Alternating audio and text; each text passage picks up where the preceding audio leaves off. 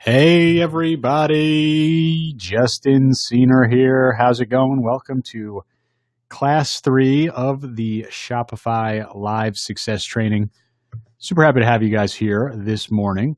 And only have a small amount of people on here today, so hopefully we get some more joining in as we get into this. You see the agenda on the screen right now. And let me just make sure everyone can hear me all right. Let me get a 1 in the chat box if you guys can hear me and if you can see the little agenda on the screen right now. This isn't going to be as long of a class as the other ones. Really, we did a lot of heavy lifting in the first two.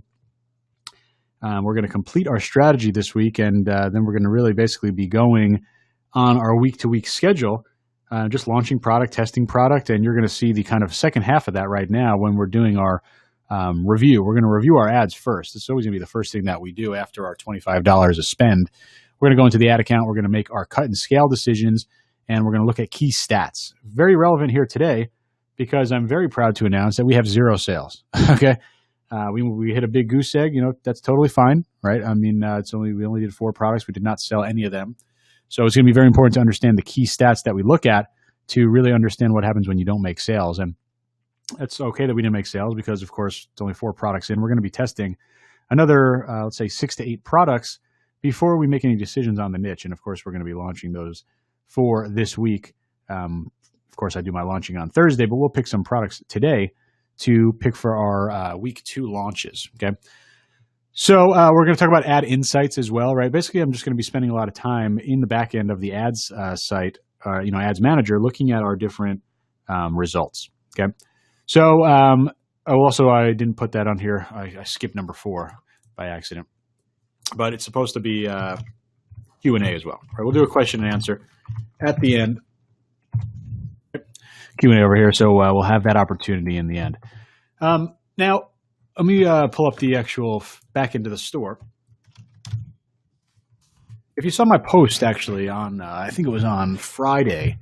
I was even going to post on Thursday. I mean, the stats that we had for a couple of the campaigns were really great. And just going to show you the back end real quick here, just to show you. We got no sales here, nothing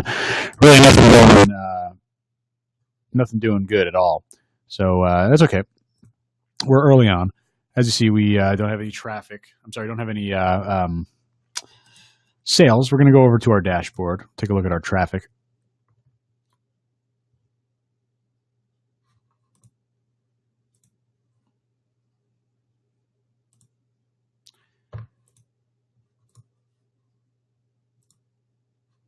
So we got about 200 clicks to the website. Not bad. We're getting some traffic. That's great. You're going to see in the back end stats of the ad, we actually were getting on a couple of the campaigns some really good reactions. So we're going to have some decisions to make and some action to take based on what we see in the back end of the stats here. But just overall looking, I got about 41 add to carts. This number's probably inflated a little bit because I'm thinking that most of you guys probably did a test checkout and just running through the site. I definitely did it a couple times. So we see that over here. And we're going to also be trying to make decisions in terms of conversion rate optimization. I see a good question from David. I'm definitely going to be touching on some things that we might want to change on the website based on what we're seeing. Obviously, we would love to see a purchase in the first week, but we didn't get there. So that being said, let's take care of number 1, right? This is going to be what we do every single time we hit our $25 spend. Because remember, we're going to be running our ads for $5 a day. $5 a day, $25 total. Okay, $25 total. So what that means is we need to be looking at all ads at the same time period, right? The same time spent, because we want to be able to compare them apples to apples. We want them to be an equal comparison. So that's why that $25 number is so important. We hit the $25 mark, right? Once we're at the $25 mark, we have to do cut and scale. There's 2 levels of decisions that we're going to make, right? You got level 1 being, is this campaign profitable, right? Is this campaign profitable? And I'm going to bring over the ad screen in a second. But you have to keep things super simple, right? There are 50 million different stats and formulas and metrics and report levels and filters and columns and numbers that you could look at. You can look at them all day. The only thing that matters, though, is profitability, right? That's why our level 1 decision, our main decision about our ads is very simple. at $25 spent, did we make money? All right? Did we make money on this campaign? All right? Did we make direct money too? I'm not saying did we get a couple extra fan page likes that might turn into customers? Did we get an email subscription that we might be able to email market to later? I mean, those are great things for sure, you know. But really, the key is, did we make money? Okay, so you already know we have 4 campaigns because we did them last week. You already know exactly what we should do on each 4 of those campaigns because I told you for level 1, I told you the only stat you need to know. Right, and I'm going to see if you guys are paying attention. Go ahead and answer the chat box. We have 4 campaigns that we launched last week. What should I be doing with all 4 of these campaigns? Go ahead and post the answer in the question box if you know it. And there is a definite right answer right now. Somas is right. Sorry if I mispronounced your name incorrectly. See if anyone else got it. Chris is right, for sure. Right? Marilee says scale or cut. So what's the answer though? There's a definite answer here. We made 0 sales so far. Right? Level 1 decision making is cut anything at $25 that isn't profitable. Right? Everyone got it right. There you go. Casey, Marilee. We're cutting it, obviously. I'm giving you a loaded question. Of course, it's an easy answer. We're cutting it. You don't even need to look at anything else.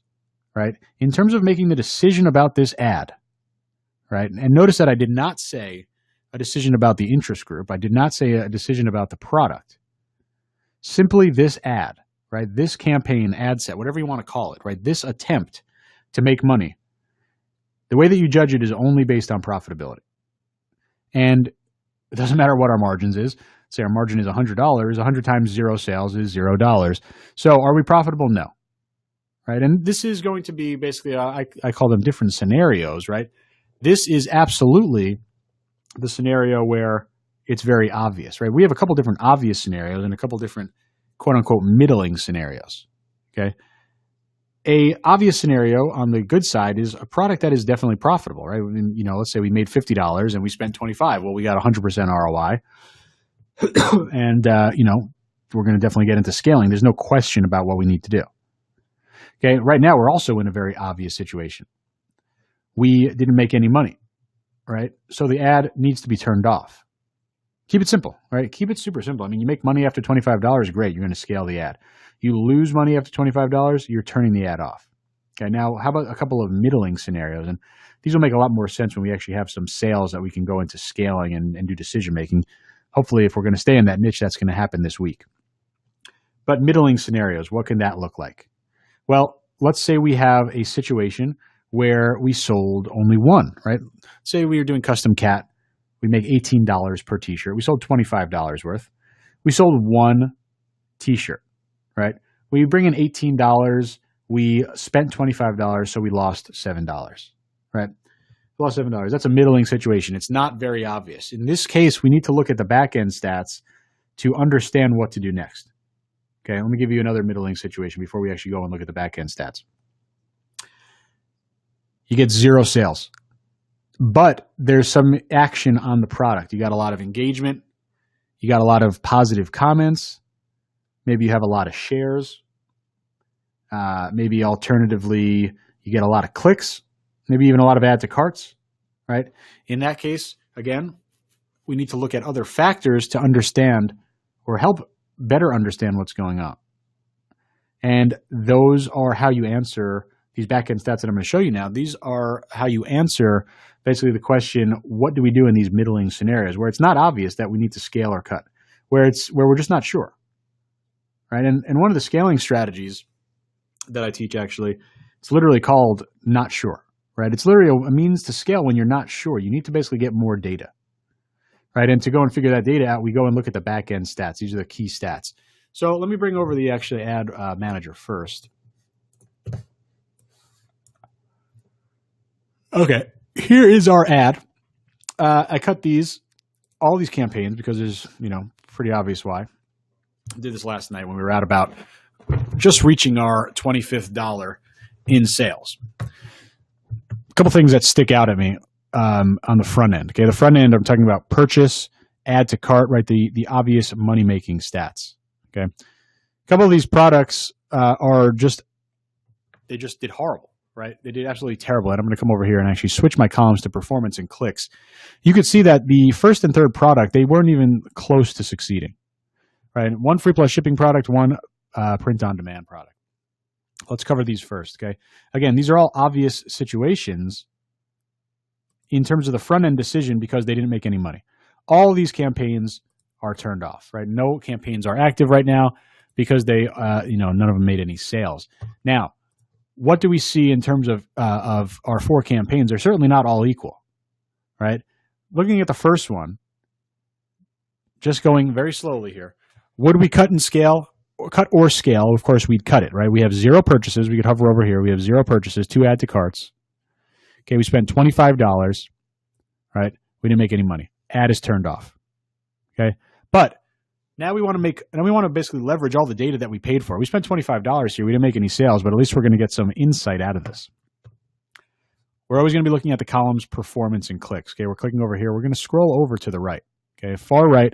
And what you want to be looking at are 3 important metrics. They're all at the end.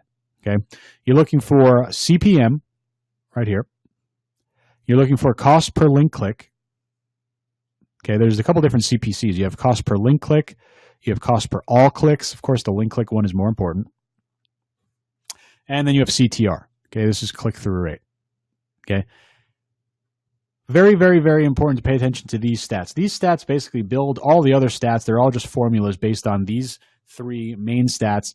And I'm going to kind of describe what they each mean, and then I'll give you the thresholds. CPM is the way that you pay for your ads, right? You might do a website conversion ad. You might do a PPE ad. You might do a video ad. It doesn't matter. You're still paying on a cost per impression or a CPM basis. Basically, it says, this is what it's going to cost you to get 1,000 impressions, basically 1,000 views of your ad. Okay, not 1,000 website clicks. That'd be great, right? It's 1,000 views of your ad in the Facebook news feed, right? Basically, 1,000 people seeing your ad. Okay, that's your cost. Okay, if you have a $10 CPM and you spend $5 a day, you're going to show it to 500 people per day. Okay, if you have a $5 CPM and you spend $5 a day, you're going to show it to 1,000 people per day. Okay, just a basic formula. Okay, this is how you pay, right? CPM is how you pay. If you for this ad over here, this first ad, when I get this ad to be shown to 1,000 people, it costs me $15. Okay, now what does that mean? Well, that's not very good. Okay, threshold wise, we need to be under $10 for our CPM. Okay, now I'll tell you why I was very excited about this. We had 3 out of our 4 campaigns be under $10 CPM. Now, on week 1 of a brand new store, brand new pixel, you're typically going to see somewhere between $12 and $20 CPM. So CPM is really the overall health of the targeting of your niche, right? How well did you target to your niche? How easy is it for Facebook to show your product ad to the targeting that you set? The lower CPM, the healthier your targeting is. Obviously, also the lower the CPM, the more reach you're going to get, right? And that's, obviously the most important thing, right? Reach, impressions, whatever you want to call it. I mean, that's the basis. That's the start of someone seeing and interacting with your ad. Okay, so lower CPM, the better. We want to be under $10 to $12 CPM once our store is going, right? Week 1, week 2, week 3, it's not at all weird to see $12 to $20 CPM. Your CPM absolutely will decrease in terms of the cost, will decrease in cost over time. This is directly related to your pixel. Okay, the smarter your pixel is, the better your pixel is, the more data, the more mature your pixel is, whatever you want to call it, that's going to lead to a lower CPM. So to find sub $10 CPMs, to find a close to $5 CPM on week 1, that's a great sign for us. All right, that's why I was saying I was very excited about some of the initial numbers. Right, and you see on the screen, 3 out of the 4 are under about $8 CPM. That's awesome. Okay, but let's keep focusing on the first campaign. So we got a CPM. We're not inside the range. Okay, we want to be under $10 to $12 CPM. Okay, next thing we go to is our cost per click. Okay, cost per click here. Obviously, this is the amount that we spent. It's about $25 divided by the amount of clicks. We only got 6 clicks. Okay, does the math for you. $4.13 is your cost per click. Okay, you need to be shooting for under $1 cost per click. Okay, the closer you get to 75 cents, the better you're going to be when it comes to the print-on-demand side of things. Obviously, drop shipping as well. They're going to have similar margins. You need to be getting about $1 or under per click. Okay, now let me be very, very clear here. These stats are just simply indications of a successful ad, right? These are your level 2 decisions. You could have $100 cost per click. If you're still profitable on the ad, I don't care what your cost per click is. Okay, so keep in mind that these are kind of milestones or metrics or thresholds or numbers to look out for, but they're not the end all be all of your campaigns. If you have bad back end stats, right? If you have these bad level 2 stats, but you're profitable, what are you going to do? Well, the correct answer is you're going to do nothing, right? Ido, sorry. How do you pronounce your name? You are definitely correct. Definitely correct. You're going to continue the ad. You don't care about the back end stats at all. You care about profitability. So again, these are indications. Your indication number, you want to be under $1 cost per click, and make sure you're looking at cost per click, link click. Okay. Ido, great. Also check the post in the boot camp. I was answering your questions earlier today. Okay, last one, click-through rate. Click-through rate, and again, there's a couple different click-through rates. You have click-through rate all, you have click-through rate link. Okay, very important that we're looking at link. Okay, link is very important. Now, also, I should have mentioned this at the beginning. The metrics, the thresholds that I was giving you are very, very specific to website conversion ads. You run PPE ads, the numbers are going to look totally different. Okay, website conversion, right, of course, is the main objective that we're focused on. So we'd want to be that $10 to $12 CPM, under $1 CPC, and for CTR, we need to be over 0.5%. Okay, you get to 1%, you should be very excited about your product. And CTR is a definitive number that really kind of speaks to your product to targeting match, right? It basically speaks to the demand of your product. The demand of your product in the eyes of this specific targeting set. The higher the CTR means you have a good product to targeting match. Okay. Again, you want to be over 0.5. And this is similar to CPM. CPM, a low CPM means you have good targeting. A high CTR means you have good targeting to product match. Okay. Both of them are very important. They're really equally important. But these are what these numbers mean. Okay. So looking at our cost per click on the free plus shipping wine opener product, we missed, right? We want it to be under $1. We're not even close. Okay. Looking at the CTR link click, we're at 0.36%. Well, we missed there as well. Okay. So going over all three of these metrics, we missed on the first, missed on the second, missed on the third. Okay. What does that mean? Well, if I were to hit 2 out of 3 metrics positively, right? Let's say I had a $8 CPM and a 1% CTR instead of what you're seeing on the screen. If that's the case, then the product gets tested again. Okay. This is where we go back to the idea at the beginning. Every product only gets one test off the bat. But I'm not just going to blindly ignore any results, right? I'm going to look at the results and have that dictate what I'm going to do next. And in this case, product number 1 is telling me do not test this product again and turn it off, right? Those are my level 1 and 2 decisions. Level 1, did you make any money? No, turn the ad off. Level 2, are the 2 out of the 3 back-end stats working? Did they meet our range? No. Okay, this product is done. Okay, I will not spend another $1 on this product ever again. Okay, to answer your next question, I won't remove it from the store. I don't care. I'll keep it in the store. Of course, I have a niche store, so I want to have more related products, but there's no chance in hell I'm going to spend another penny on advertising for this product. Why would I? Right? Does anyone disagree? If you disagree, I'd love to hear why you'd want to spend another penny on this product. I won't.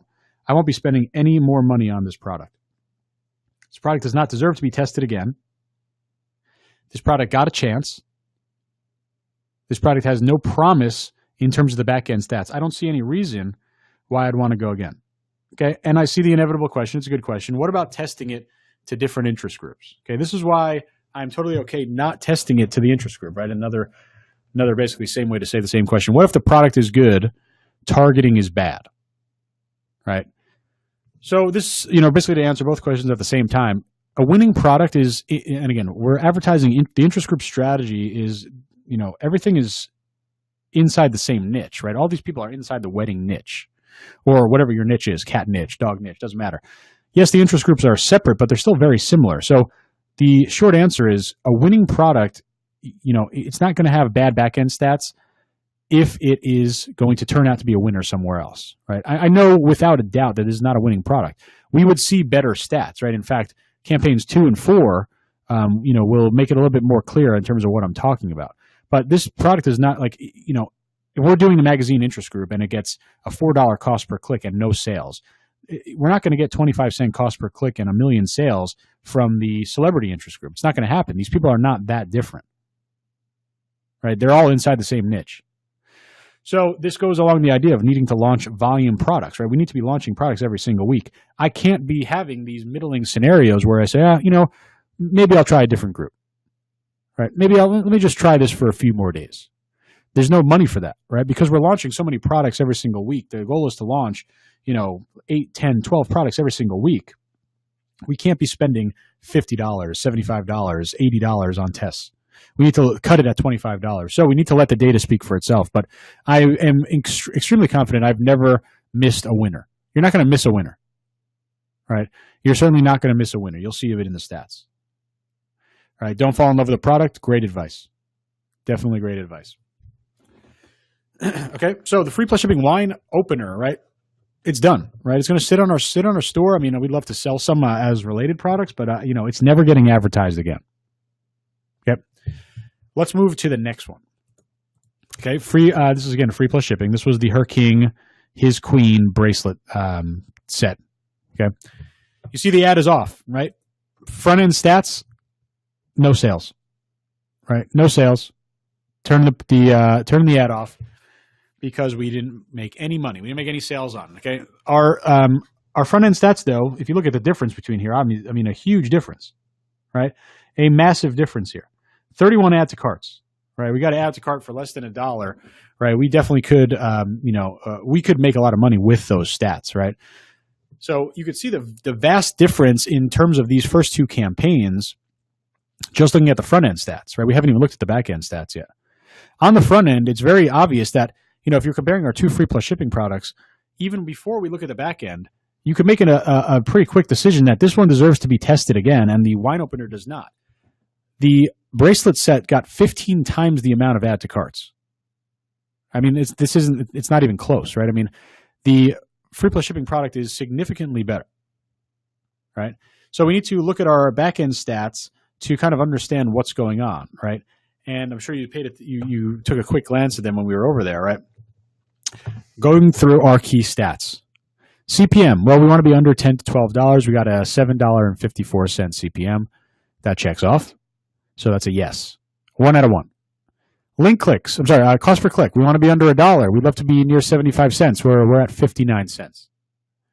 Okay, so 2 out of 2. Okay, just for education purposes. Click-through rate, link click-through rate. We want to be over 0.5%. We're very excited at 1%. We see 1.27%. Okay, so 3 for 3. We got 3 for 3 in terms of the back end stats. Okay, so what does this tell us? Go ahead and post the answer if you know. It's very easy answer, but I want to make sure that everyone understands. Okay, Chris is right. Daniel, Soames, absolutely. We want to test it again. There's no doubt about it. We want to test it again. I mean, this product tells me, the stats over here tell me a couple things. There's demand for this product. There's no doubt, right? We have the match for product to customer match because we're getting a huge click-through rate. We're getting very good cost per click as well. We can make a lot of money if we were able to generate buyers here. And we also have a really good CPM. Okay, so why are we going to give it another test, by the way, right? So we're not giving another test just to save time and launch more product. We're giving it another test because we're hoping to basically let the data answer or guide us to this result. We're close. We are pretty confident that there's a demand for this product. We're pretty confident that we can show it cheaply with good CPM. We're pretty confident we can drive low cost per click. What we need to find is, are there buyers out there, right? And you can make the argument that you'd want to find that same result for the first campaign, the wine opener one. But I don't believe it's worth doing the wine opener one, and I do believe it's worth doing this one because of the back-end stats. This one shows that it actually could turn into something that sells, right? So the goal here will be the product is working, or no, the product is not working, but the product is showing signs of demand. we're going to try it with another interest group, okay? So how does this look? It's not interest groups, okay? Interest group, only one, okay? Remember I told you not every product deserves a second test. If it does get another test, it's only going to be one more try, right? There's never going to be a scenario where you're going to be unsure 3 times, right? You're not going to say, okay, test 1 didn't work, so I'm going to give it test 2. Okay, if test 2 didn't work, I don't care what the back-end stats show at that point, you're done. All right, so we're going to try the free plus shipping Her King, His Queen product again. We're going to use the exact same post. We're going to use the exact same campaign, but we're going to change the targeting. Okay, we're going to change the targeting to something else. Now, what are we going to change it to? Okay, when we're doing these, I call these one more tries, right? One more chance, or whatever you want to call it. This is where our ranked interest groups come into play. Now, we're 5 days into the niche. We don't have any ranked interest groups, or not with a lot of certainty. But the whole idea here is that when we're going to do one more try, we're going to be using our best interest group. Okay, our best interest group would be the one that has generated the most sales. At this point, our best interest group is the one that has generated the lowest CPM. Okay, so what am I going to be doing? I'm going to be taking the interest group from the Give Me a Shot campaign, because I see a $5.42 CPM, our lowest one.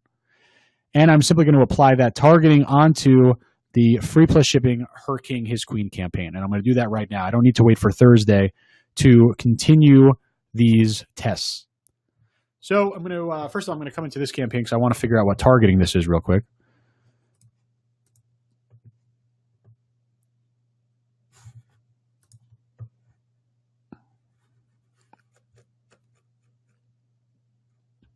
Okay, so our targeting was, obviously we had the alcohol intersect, which we're not going to do, but we had the newly engaged as our core audience, right? Newly engaged as our core audience, intersecting with weddings.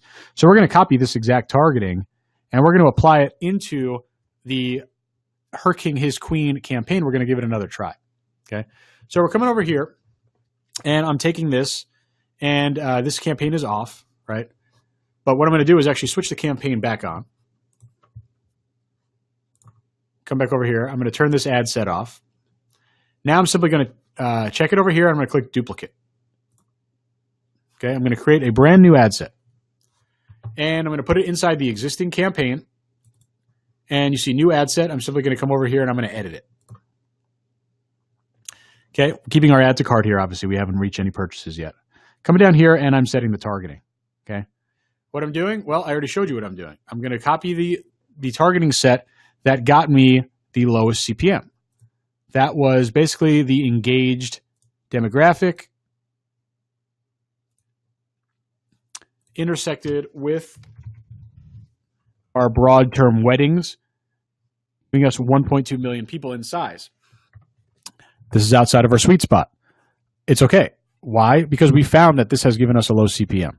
Okay, obviously we don't need the alcohol in here because it's not an alcohol shirt. Okay, so saving this, using the exact same post, right? There's no need to change the post. Probably have some social proof on it, right? A little bit, not much. Good amount of shares. Okay. Let's see. Okay, place order. Okay, so now this ad is going live again, but it's a brand new ad set.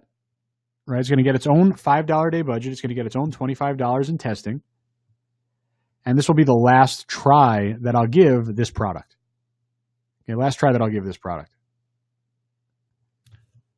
And I see a question. Is it okay to run a second chance ad to our best group if our best group is running a successful campaign? Yes, that's totally okay, as long as it's different product. So your best interest group will definitely be used multiple times. That's okay. Now, in terms of launching a new product, I'm just going to do one launch per interest group. But when I'm scaling and doing these types of things, I actually consider this scaling. It's totally fine to use your best interest group, even though you might be using it multiple times. Do I need to click the expand button there? I think you're referring to the button under the detailed targeting that says expand my interests automatically. Absolutely do not touch that. Don't click that. Make sure it's unchecked. That does not work with the interest group strategy. Would it be worth testing it without free plus shipping because people are willing to spend money on wedding anyway? I don't believe so. In this case, I mean, clearly because it's a free plus shipping, we have a lot of cart abandonments. This would be something that I have to go back and look at the margin of this product, but what I would probably try is dropping the free plus shipping cost $1. Right? I've had success doing that in other stores. What I'm really seeing is that we don't have a good we just don't have a good sense of this product, if it's meeting perceived value or not. These numbers are really not that out of the ordinary for a free plus shipping product. You see that 25 out of 31 people who added it to cart went to the next step so they could check the shipping rate. So obviously shipping is the main issue here, and that's no surprise, right? It's free plus shipping. Just to clarify, you run a new ad on a product if 2 of the 3 back-end stats are good, even if it wasn't profitable. Yes, that's correct. You're only getting to these back-end decision-making process if the front-end decision-making is obvious, where where you're cutting it, right? You're looking at these back-end stats to determine a product that didn't make you money if you should continue to test it. What about to put an upsell on free plus shipping? I think we should have an automatic upsell in there right now, which should be going to one of our other products. Upselling, for me, a little too early for me to really tweak it because I don't know what my best-selling product is, but I would definitely want to put my best seller as my upsell. I remember we have boost sales in there, so it's, the upsell is in there. But we don't know if we're upselling the correct product because we don't know what our top product is, but we're well positioned to take advantage of that once we know what it is. Okay, so this one is good to go now. It's running, or it will run in a couple of minutes, and we'll have another $25 tested on there. I'd really anticipate us hitting some sales there because these are great stats, right? I mean, if you had a free plus shipping product and you saw stats like this, you'd be pretty happy, right? You definitely could make money on something like this with these numbers. Okay, so we're giving that Her King His Queen product another chance. Okay, all right. Moving to the next. Okay, another question. If it's profitable, you don't worry about back end stats. That's correct. Okay, the next one is what was it? This one over here. So this is one of our print-on-demand shirts. Okay, and it really just worked out to be this way. We had one good free plus shipping, one crappy one good print-on-demand, one crappy one, and this is the crappy one. All right, print-on-demand moonshine shirt. As you see, it's cut. Right, we didn't make any products. We didn't even get a freaking add to cart. Right, that's not a good sign. Right? I mean, that's not a good sign. We cut it. Looking at the back-end stats to determine, are we going to use this design anywhere else? Are we ever going to use this design again? So, going through our stats. Look at number 1, CPM. You guys answer for me. Yes or no on the CPM? Yes or no on the CPM? Did we meet our requirements for our CPM threshold? Ito's right. Marcus is right. Lou is right. KC is right. Yep, we did. Right, we're under $10 to $12 CPM. Again, for a week 1 launch for a brand new store, we got amazing CPMs. Really did get a really good CPMs. Okay, so 1 out of 1. Okay, looking good so far. Moving on to the next important one, cost per click. Right, we want to be under $1. Well, we're terrible. Right, we're literally at $4, $3.93. Terrible, awful. I don't even need to ask you. Right, obviously we missed on that one. So 1 out of 2. So the next one is the make or break here. CTR, we need to be over 0.5. I mean, you guys could all read that. It says 0.2. So no. So 1 for 1, 1 for 2, 1 for 3. We only hit 1 out of our 3 metrics. So does this product get tested ever again? Nope. This product will remain in my store, but I will never, ever, ever, ever spend another dollar on this product. There's nothing that would make me want to do that. Right? I mean, we didn't get anything good in terms of stats apart from CPM. And truthfully, CPM doesn't speak much to the product at all, right? CPM is a sign of your health. So when you're looking at, this is another good thing to pay attention to, right? When you're looking at and you want to rank your CPMs, rank your interest groups early on, you're looking at your CPMs, right? Especially at this point where we don't have any sales, we want to rank our interest groups. In fact, we're doing that on number 2 of the agenda, so I guess I'll just save it at that point. You're look for CPM to really kind of guide you to your best, cheapest targeting options. Okay. So print on demand.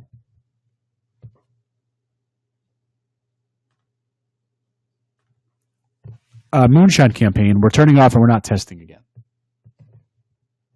Okay, so let's see. The last one. Print on demand, give me a shot. Okay. Front end over here, looking different, right? We got some add to carts. Okay, we got some good add to carts on here, 5 of them, so that's a good sign. We even had some people getting further. We got a lot of clicks on here. As you can see, we got 30 clicks, 30 views. So that's solid. But on the front end, though, still it's an obvious one, right? We didn't make any money, so we have to cut it. Cutting the ad, turn it off, right? Now let's go to the back end. Okay, we want to be looking at our key stats, and we're going to be going through again. You know, I sound like a broken record, but it's because it's literally the same thing that we're looking at for every single campaign. We got our CPM. Are we under $10 to $12 CPM? Yes, we're at $8 CPM. Or I'm sorry, we're at $5 CPM. That's awesome. In fact, I said this earlier, this is our best CPM, right? This interest group, this was the engaged interest group intersected with broad weddings. This was, so basically this is our broad interest group. Great CPM. How about cost per click? Well, under $1, I mean, even close to 75 cents, that's great. So we're already 2 out of 2. And then our CTR, a little bit over our 0.5 threshold. So 3 for 3 here, right? 3 for 3 here. So we already know what we're going to do. Okay. But we have an interesting scenario here. We can't use our best interest group on here because we already used it. So we just need to use our next best. Okay. What's our next best? Well, looking at our CPMs, we got right over here. So in fact, what we wound up doing, this is just coincidence. We're basically flip-flopping the targeting between these two campaigns. So I'm just going to come in here. I want to take a look at what our old targeting was over here.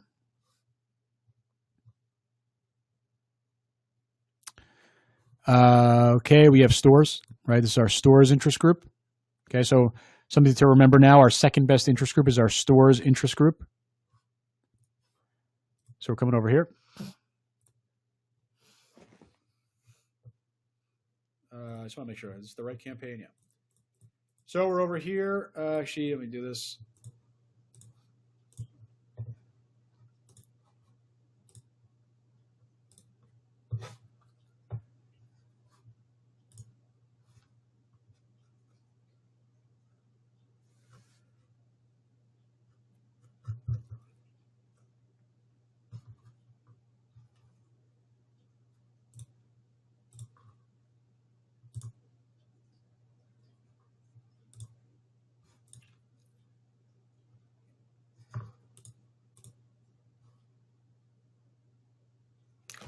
So I'm just going right up here to my saved audiences and going right to stores. Okay, here's our targeting. Save it. It's our brand new ad set. Placing that order. Okay. So we have that in there now. So we, in conclusion, right, to what we did. We looked at our back end, front end stats first. We cut things that were based on profitability. We looked at our back end stats. We determined that 2 out of the 4 products deserved, because of the stats, deserved to be tested again. We took our best interest group and applied it to that one more try. Okay, does it make sense for everyone, guys? Give me a 3 in the chat box if this makes sense. This is very important, right? This is the entire cut scale decision ideology. This is how you play the volume game. You cut very efficiently. Okay, cool. I see a question. So if you cut ads before, without understanding this, and go back a couple of weeks later to look at the stats, if at that point you realize 2 out of the 3 are good stats, would you test it again? Yeah, definitely. I don't see any reason not to. Right? I would definitely do it. Lou says, how about if we get one sale with $25 spent? So that's what I consider a middling or like an in-betweener, right? We're not sure. Okay. In that case, I'd still turn off the ad and I'd be looking at the back end stats. Okay. So, I mean, really like this campaign right here, this POD, give me a shot. We could have had one sale and I would have done the same thing. Okay. Does that make sense? Right. If I did one sale, it means we would have lost money on this campaign, but I still would have looked for the back end stats to determine if I would have given it another chance. Okay. Now, let's say you really break even, right? I mean, it doesn't really work out on $25 with T-shirts because you get $18. Let's say you had AliExpress product that was $12 margin. and you spent $25 and you profited 24, you returned 24, so you lost $1, right? In that case, I'm going to call that break even, right? In that scenario, I'm going to let the ad run another probably 3-4 days, right? So those are kind of the in-betweens where, if you're break even plus minus $1 or $2, I would consider that basically an opportunity to scale and see if I'd be able to scale out of that. Really, I think a big danger of this business is nickel and diming your way around $5, $10, $15, $20 budgets.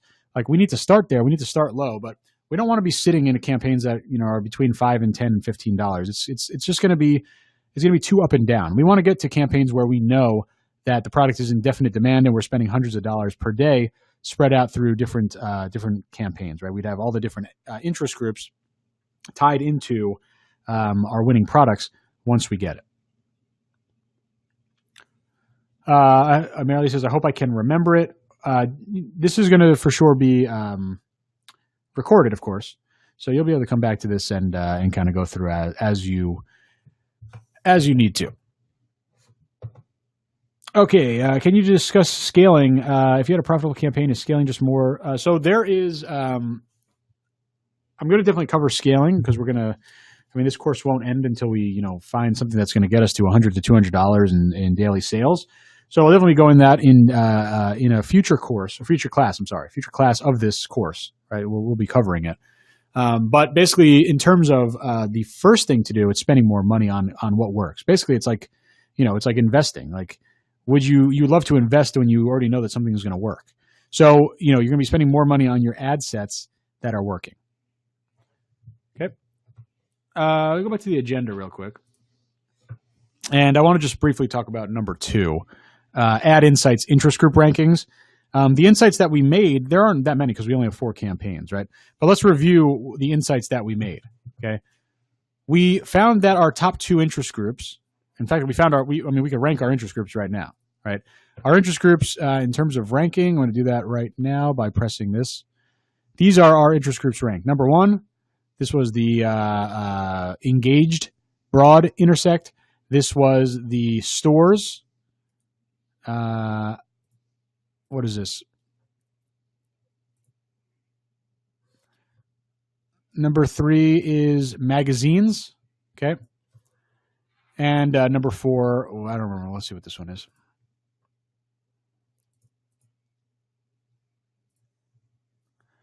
Okay. Number 4 is websites. Okay. So websites over there. Okay. And so that is, again, like I said, not many insights we can make right now. Okay. Not many insights we can make. Overall, niche insights that we can make. We're doing a great job with targeting because our CPM is so low.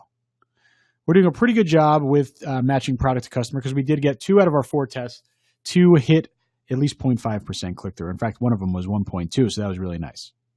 Okay. Number 1 and number 2 on this agenda, you do every single time you do a cut and scale run through like this. You're going to go and re-rank your interest groups.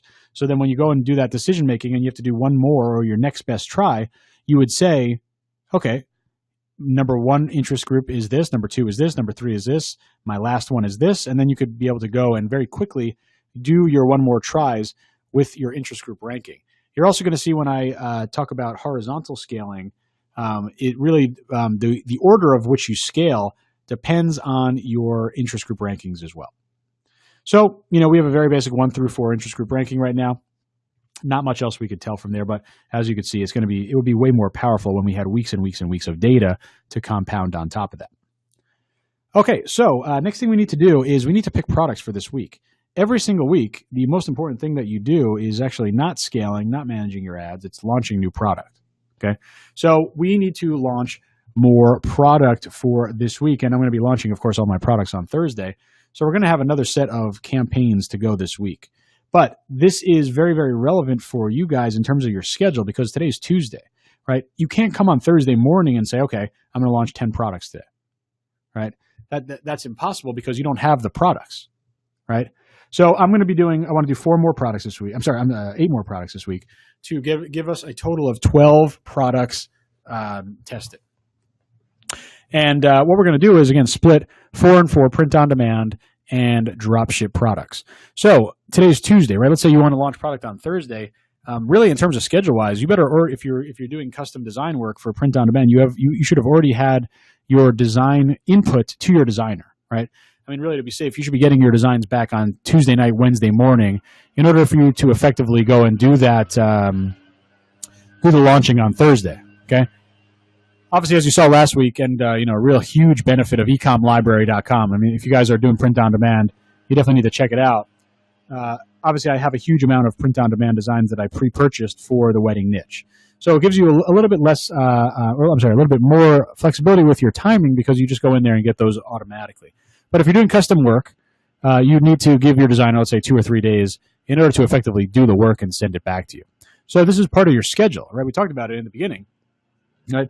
You're going to be doing product research all the time, but let's say you're on Monday. You want to make sure that you had submitted your design ideas to your designer, okay? Because on Wednesday morning you want to be adding those designs to your store. You want to be creating the ad graphics. Then on Thursday you're going to actually be creating those ads. So having the product set up in advance is so important. Okay, don't wake up Thursday morning and say I'm going to wake up an hour early and get it done. It's not going to happen. Okay. So for design, what do you call it? Designs. For design, print on demand things we need. And I have some designs over here. We went through these last week. But understanding now what our interest groups are and understanding what our best interest groups are will help us dictate what designs we might want to focus on this week, or more importantly, what designs you want to go and spend money to get your designer to create, right? Because we know that our cheapest CPM right now is engaged interest group, right? So I don't really remember if I do. I'm going to find out right now. I'd love to have another shirt that is very specific to being engaged, okay? And that would be something that I would add for this week. Other things we saw, our other interest groups, they weren't super relevant to any other shirt. So we can really just go after other good designs as well.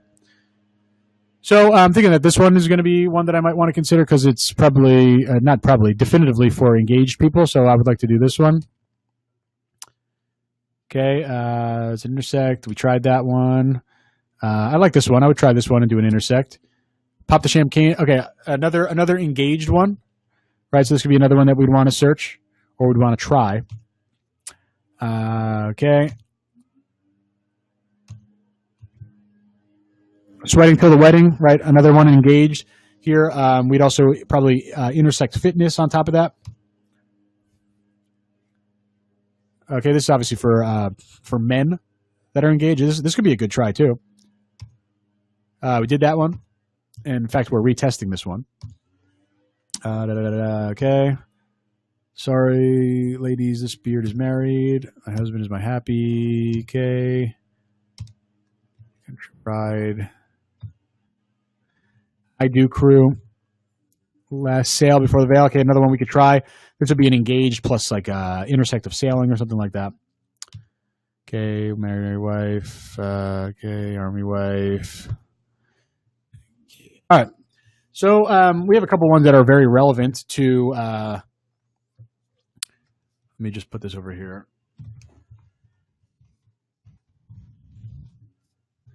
Oh, definitely this one. I'm going to marry the blank out of you. We'll put this on there.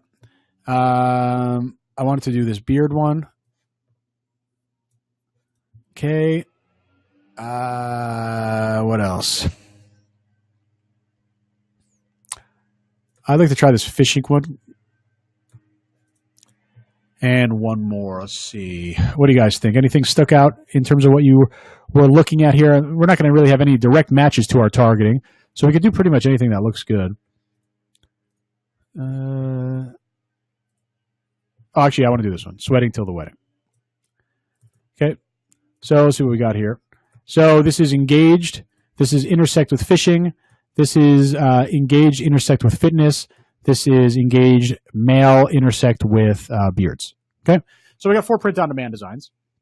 You can see that the preference is always to, like, a shirt like this is very, very, very powerful to me because the targeting is so definitive. And also the fact is you don't go into Target and see, you might see wedding shirts, you might see fishing shirts, but you probably don't see fishing and wedding shirts, right? Similar to this, very definitive targeting here, right? Not intersected, but we've proven that we can get low CPM. on the Engage stuff. So we got 4 product here. I'm going to be adding these to the store for Thursday, right? Let's say, again, if we were working with custom designers, we'd want to make sure that we have this design file by Wednesday from our designer, okay? So print on demand, and this is why, again, just to pump up my own site, Ecom Library is so powerful for you guys. And not only does it give you ready-to-go designs, it also is a great way for you to get all this design research as well.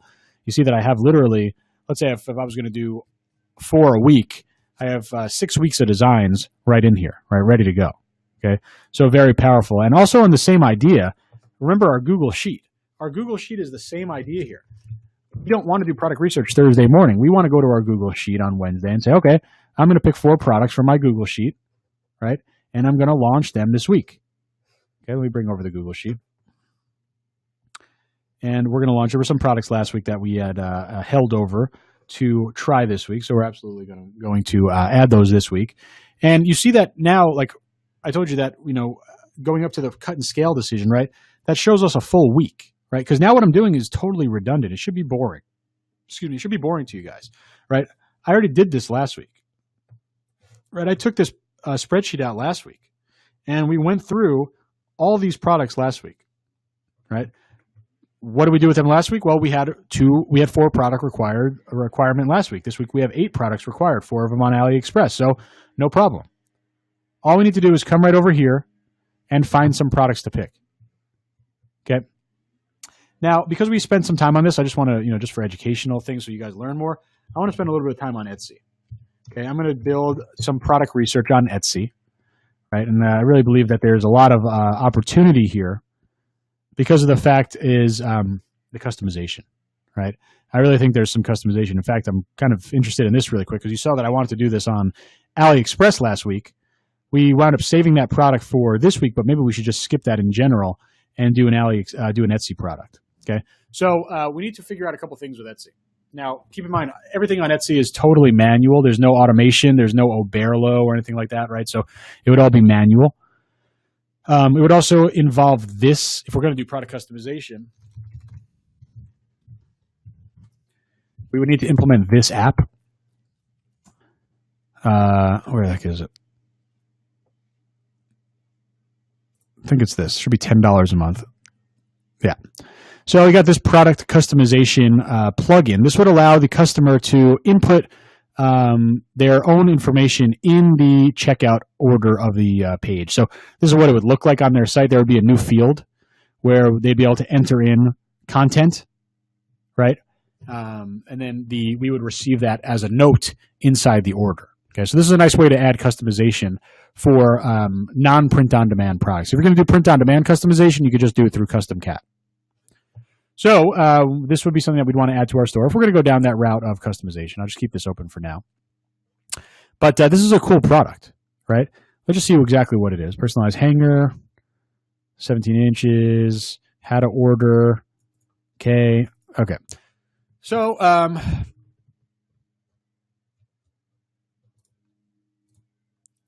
just looking through here. Okay. So what do we need to do in order to add this product? Or let me step back. What do we need to do in terms of considering this product for our launches? Simply adding it to our spreadsheet, right? We can use Etsy as well.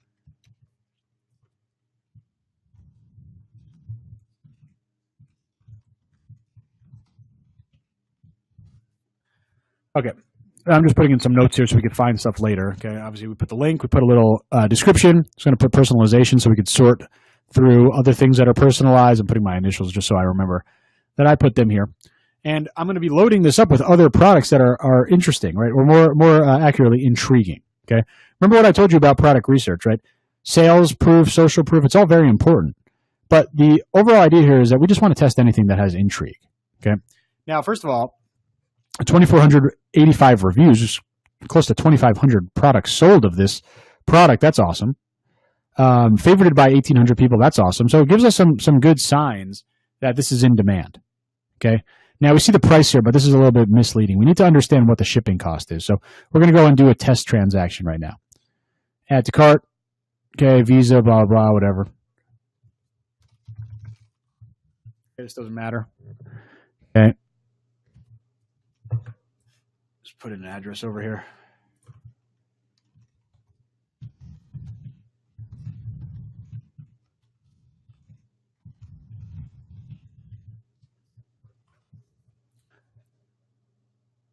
I don't know why it's asking for my credit card information right now. Let me see this real quick. Oh, here we go. Okay. So I put in a zip code now just for shipping. But you gotta just put in a U.S. zip code because mostly Etsy is only going to be shipping to the United States. Okay, you see some shipping time here, 2 to 8 days. But with shipping, it's $14. Okay, make sure that when you're pricing this, you're not pricing on $7. Got to be including the shipping. Okay, very, very important. Obviously, you lose money otherwise. Okay, so you have these over here, $14 delivered for a customized item. You know, Etsy is not going to give you as great a margins as AliExpress, but what I would still do is apply my my dropship pricing rules here. I would double this, go to $28, then go to the next psychological level. That would bring me to $29.99, and I'd be trying $29.99 on this product. In fact, I will try this product in my store at $29.99 if I were to add this product. Okay, I'm not sure I'm going to, I added it to my spreadsheet, but this is how we would do the pricing. Okay. Remember, there's no automation here. So we'd actually also have to take the imagery from Etsy, save it, right? Save it somewhere on your desktop in a folder, whatever. And then we need to go back into our Shopify store. Where is it? Somewhere over here.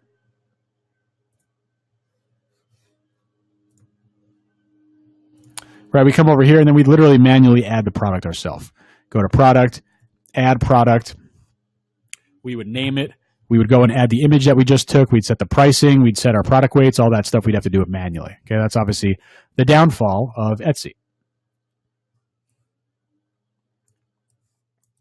Okay, so let's do a little bit of browsing on Etsy just to see what's out there. Again, we're looking for intrigue factor.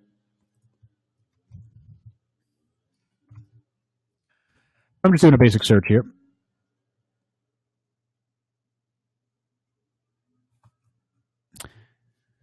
Okay, we see a lot of invitations, right?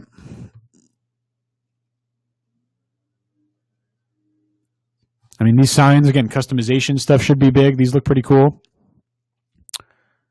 Okay. I think this would be another, I mean, this seems like a nice gift as well, right? Okay.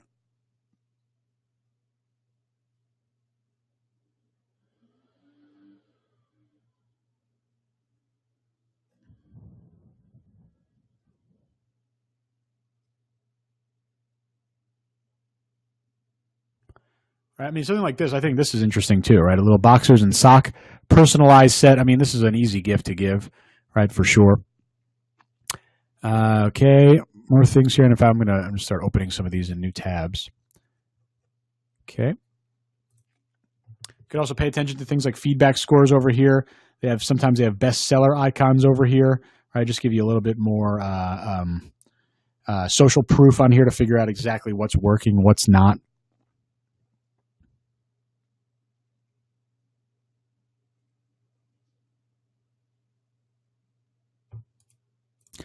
It's pretty interesting.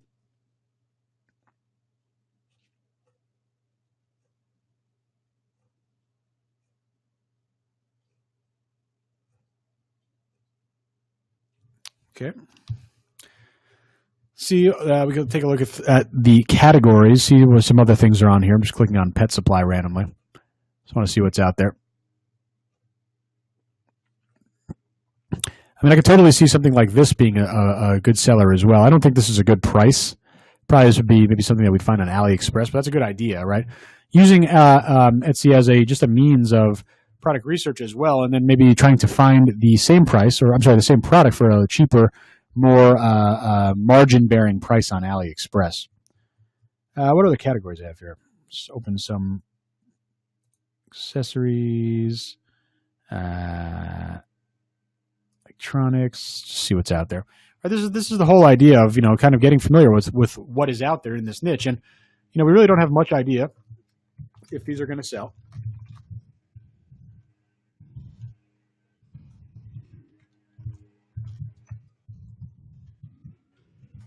But they definitely have intrigue, right? And that's really all you could ask for, right? All you could ask for is intrigue factor. You need people to stop. I mean, this is pretty unique. I've never seen that. So I'm going to add that over here.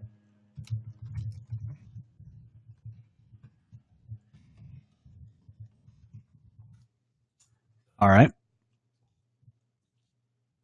Take a few more minutes, scroll through some of these products.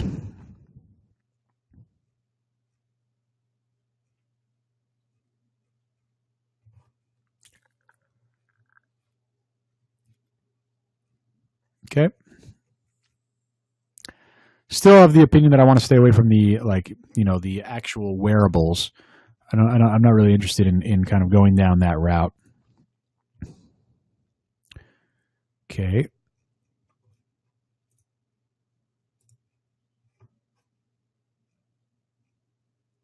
A lot of Snapchat stuff. Snapchat filters.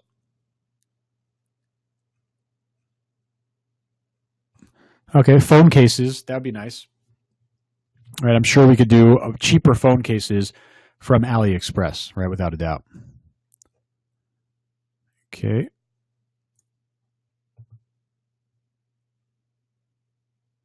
Again, taking a look at things like this, like bestseller, to get some extra information on there. I mean, how about something like this, right? Do an intersect Game of Thrones with this little house, whatever their name is, customization option. That's pretty cool, right? I think that's pretty cool here. Let's see what we got here.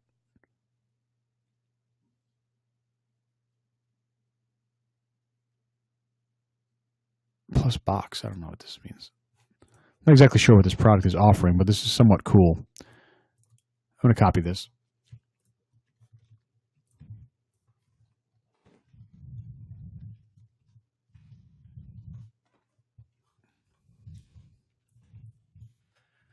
So a lot of different interesting items on here. I mean, we could literally spend hours just looking through. I'm going to start loading up the spreadsheet for sure. I'm not going to abandon AliExpress. I'm probably going to add a couple AliExpress items. I'd like to also add some personalization items to the store. I'll go ahead and add this app to the store. Let's see if I can just do it right now. Add this app to the store right now, and we'll get this set up for product customization. And this should be cool. You know, I've had some good success doing product customization in the past. Definitely adds some perceived value on top of the product, and I think it's just a perfect match for, of course, this niche. So we'll see how that does. We'll definitely implement that in this week's launches for sure. And we'll have a print on demand, of course, as well. So I think the print on demand stuff should be pretty strong. We'll get those going. We'll get those going on Thursday. Okay, so I'm just approving this charge over here, making sure this app goes live.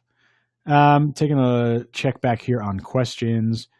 How do you balance between POD and drop shipping? Until you have a sense of what your niche responds to best, I'd go 50-50. Now, there's some things to consider. I'd much prefer to sell a print-on-demand product. There's no fulfillment. Ships out of the United States, so it's really great. The downside is, yes, you have to pay for the design, so it's a little bit more expensive. So you can keep your testing down to, if you do a split of half dropship, half print-on-demand.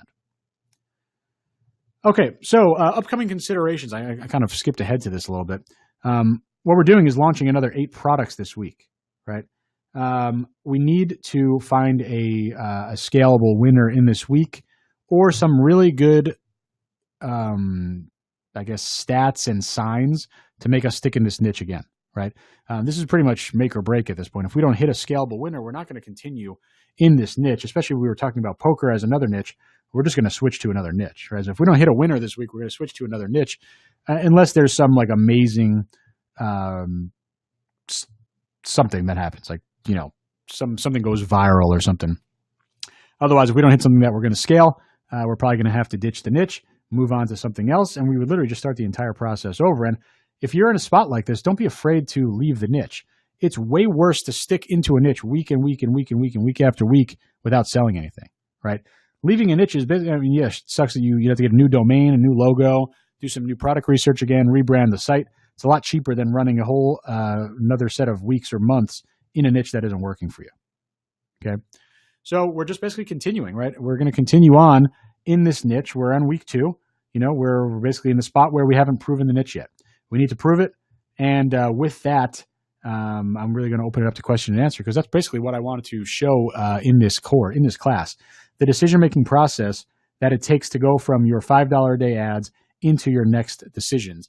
And, you know, this is really only 50% of it, because the more important half is the scaling half, right? And unfortunately, we haven't been able to scale anything, But no worries, we absolutely will scale something, and this course won't end until we do. So I see a couple questions. I will take those. Take those now. When is the next class going to be? I'm not sure. I'm not sure, to be honest. Probably next Tuesday, because I'm going to launch ads on Thursday, and of course I'll give you guys updates through the group.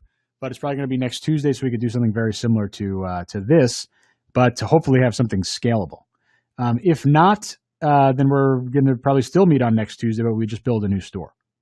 So tentatively planned for next Tuesday will be August 29th, probably 9 a.m., but we'll see. I mean, we'll really see what happens. Thursday morning, new ads will go up on the store. So that's how the schedule looks right now. David, I forgot to mention that. Yeah. So David said, do you think that having trust badges would encourage additional sales, like encourage a higher conversion rate? I think without a doubt it will. That's on me. I forgot to get my my coder to do that. So just making let me just make a note here.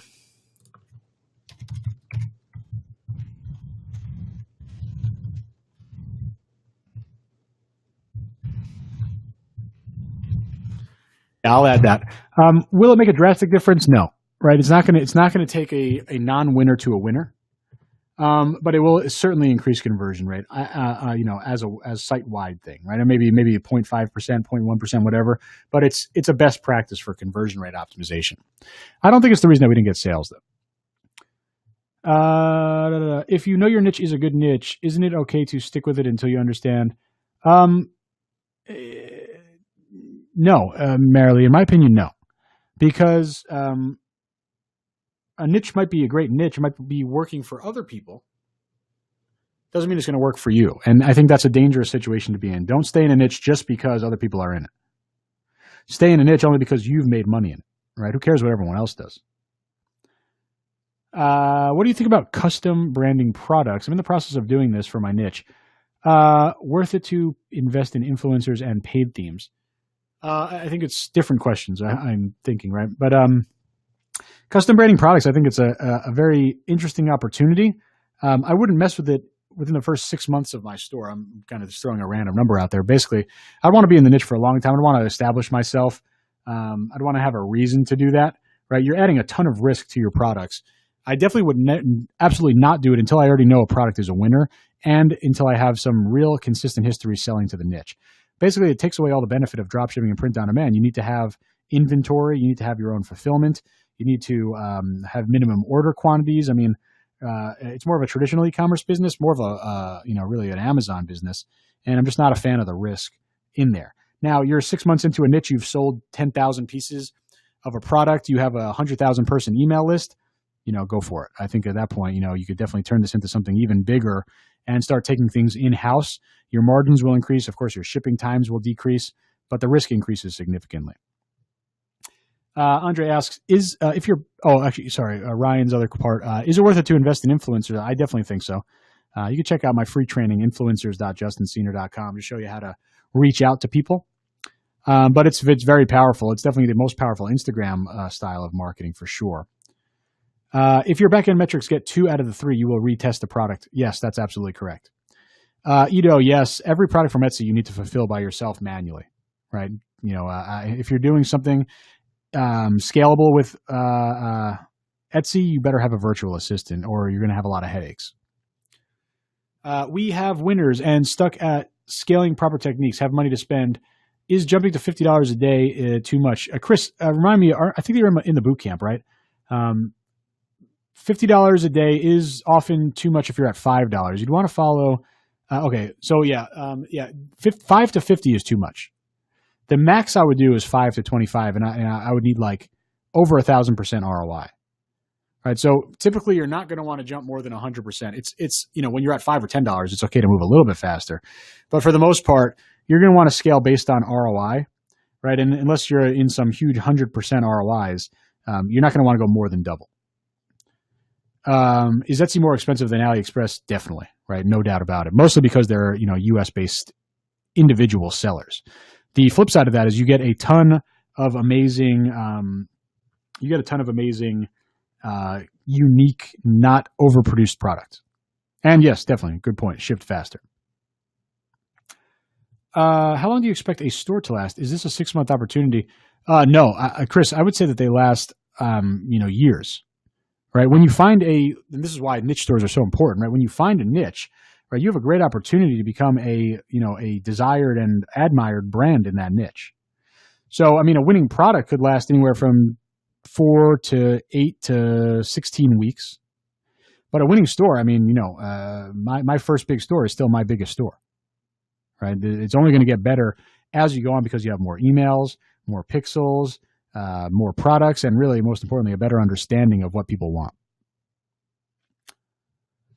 All right, guys, I'll make a last call on questions here. When do you know when to give up on a niche? I want to be 8 to 12 products in, and if I haven't found a scalable winner, I will be leaving. Okay. In your experience, how long does it take on average to take a brand new store to a profitable store? I'd say varies really. I guess probably within a month I'd want to be in a profit. I definitely want to have a profitable campaign though within my first couple of weeks, right? That's why my 8 to 12 product tests. So I don't need to be, bottom line profitable, but I would definitely need to have a profitable campaign within the first couple of weeks. I mean, that's why, like I said, we're in make or break week right now. We don't sell something right now, I'm probably going to want to leave the niche.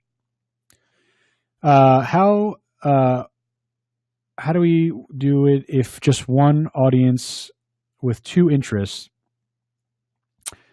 Okay,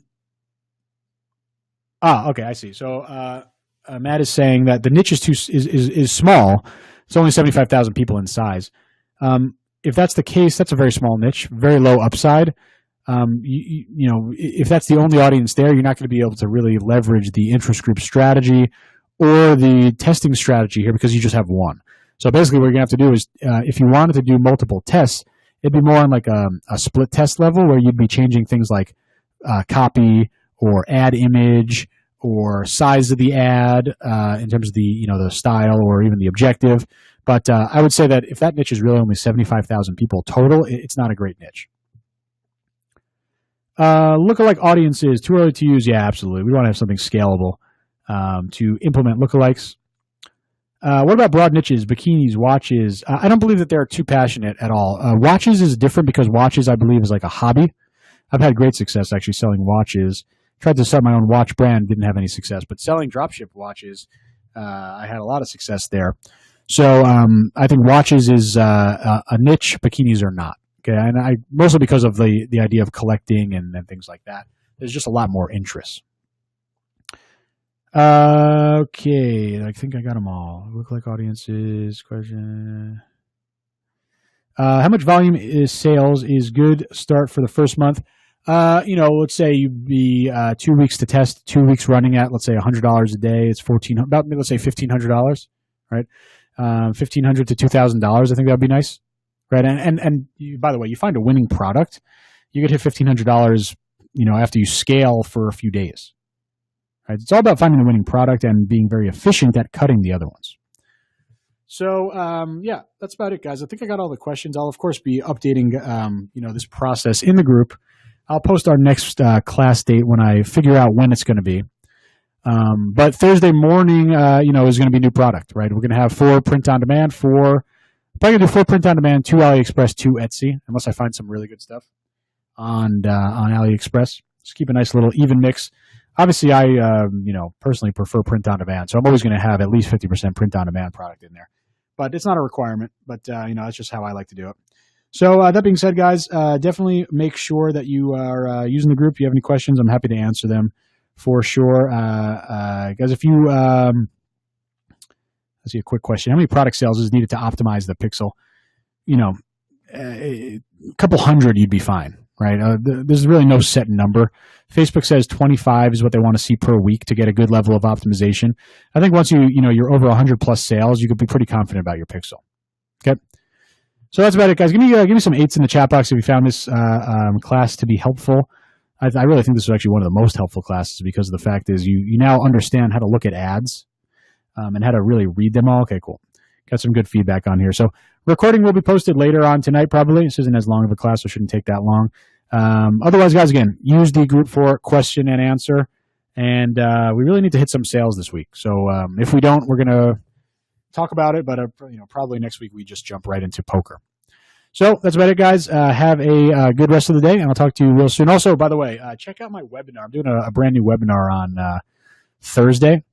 The link is fun.justinsenior.com. It's all about ClickFunnels. It's going to be awesome. It's going to be really awesome. I want you guys to check it out. Totally free and all that stuff. It'll be a recording as well. So make sure you check out the niche. Chris, that's right, actually. That's random. I forgot about that. That might make me change my mind, actually. But anyway, check the webinar this Thursday. You're going to love it. ClickFunnels. Everyone will be using ClickFunnels within the next 12 months. So want to be on top of that. Totally free. So just check it out. Recording as well. Enjoy your vacation, guys. Thanks for all the feedback in here, and I will talk to you real soon.